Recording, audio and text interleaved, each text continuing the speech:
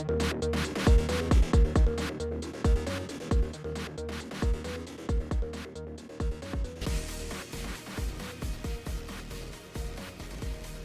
everybody, Ian, Starship Adventures, and today an update on the ARRL's Logbook of the World hack from back in May that lasted into July. And we're going to talk about that for just a few minutes today because there has been a few new developments and some updates that you may not be aware of. So let's go ahead and go on through them. As you guys know, back in May, about mid-May, the 14th to be exact, the American Radio Relay League, or the ARRL, was in fact hacked by an outside source. And this hack, we've just found out, compromised some of the data belonging to the employees that work at the ARRL. And that's basically most of the big update today, is they are now finally admitting for the first time that there was a data breach. But it's not the members' data breach, it's the employees that ended up, like the human resources side of the computer got hacked. And so they now are saying there is a breach of 150 employees' personal information, all of it, whatever you would apply for a job, pretty much. And that's all out there. They're saying that this incident, they're calling it a sophisticated ransomware incident. It was detected after attacks breached and encrypted their computers back on May 14th. And they, like I said, today they are confirming 150 employees were hacked, and during the hack, their information was stolen. Now, there's been no sign that any of that data has been used, which means it may not have been recoverable on the other end, and we're hoping that's the case, of course. Normally, when it's used, harvested, it's used immediately, and the fact that it doesn't look like any of it's been used for any nefarious crimes or transactions, we can almost assume that maybe they don't have it. Let's hope that maybe they didn't get a clean copy of it. Remember, they're doing several things. They're trying to steal your information and make the information that you have unusable so that you have to get the copy that they have. That's what ransomware is. And so a lot of times they'll encrypt your system and ruin your system, but they won't actually get all that data that they were trying to get in the process. So hopefully that's the case. They attacked all the different systems. It even took down their telephone system. Attacked the Logbook of the World, was down for 7 weeks. The Learning Center was down for 4, 5, 6 weeks. It affected a lot of different systems within the ARRL. And another big system that was affected that's gotten very little coverage is the VE licensing pass-through to the FCC was stopped. That had been down for a long time. I got a report just 3 days ago that someone's been waiting 30 days for a license through the VEC program. Now, I can't confirm that. It's one of my viewers, but I'm putting it out there that we are still getting grumblings that people's new licenses are not going through the ARRL's VEC portal. And so we'll have to obviously keep an eye on that. Hopefully they'll get that resolved. But apparently it was still another, just one more thing out there that's still to this day not really working right. The ARRL did issue a statement. They said, our investigation has determined that the unauthorized third party may have acquired your personal information during the incident. This is written to their employees, not their members. Please know that we have taken all responsible steps to prevent your data from being further published or distributed. They have notified and are working with federal law enforcement to investigate. This was something sent to employees. Again, the only breach they're admitting to at this point is a breach of A, information that's already accessible on your FCC license, and B, information from their employees. That's all they're admitting to so far.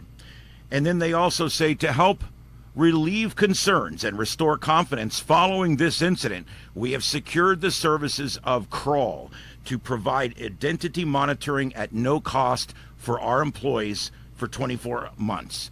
So what they're basically doing is they're providing a very comprehensive credit monitoring service, which includes also some insurance.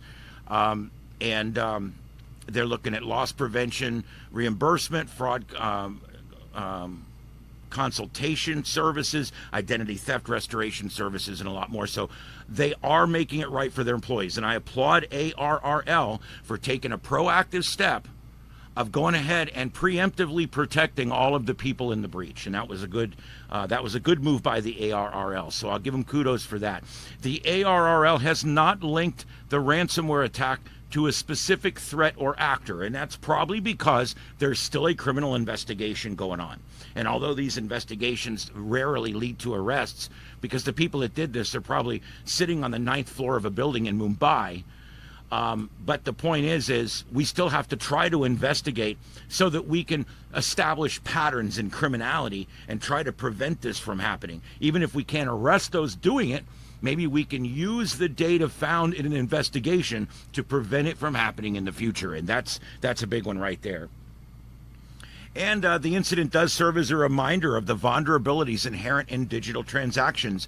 I kind of get the feeling the ARRL kind of took it for advantage. Hey, we're a nonprofit, other than not doing much, we really don't offend that many people, and maybe we'll be okay. We're a volunteer, they say volunteer, but they pay $7 million in salaries every year. But hey, we're a organization out here that's doing good things for ham radio, and maybe they'll leave us alone. Well, guess what? They're not going to leave anybody alone because they saw that you have a $15 million budget. Do you think they're going to leave you alone? What they're looking for is vulnerabilities. They were looking for somebody that had a system that had not been updated or that had not been fortified or strengthened to the point that it could withstand this kind of attack. And so that's why you got attacked. Has nothing to do with anything. And I think they fell back a little bit on, hey, nobody will attack us because we're just no, it doesn't work that way, dude. It don't work that way. When you're out there and you've got money, okay, and you've got a big, huge, expansive system that has millions of gigabytes of data in it, if they can get a hold of that, they're going to get money for it, and that's what they're looking for. So no one is immune to this, and I think going forward, I think they're going to fortify their systems better, and hopefully this won't happen again. They again have affirmed that they do not store your credit card. They say when you pay every year to the ARRL, you pay your $59 and don't even get a magazine anymore.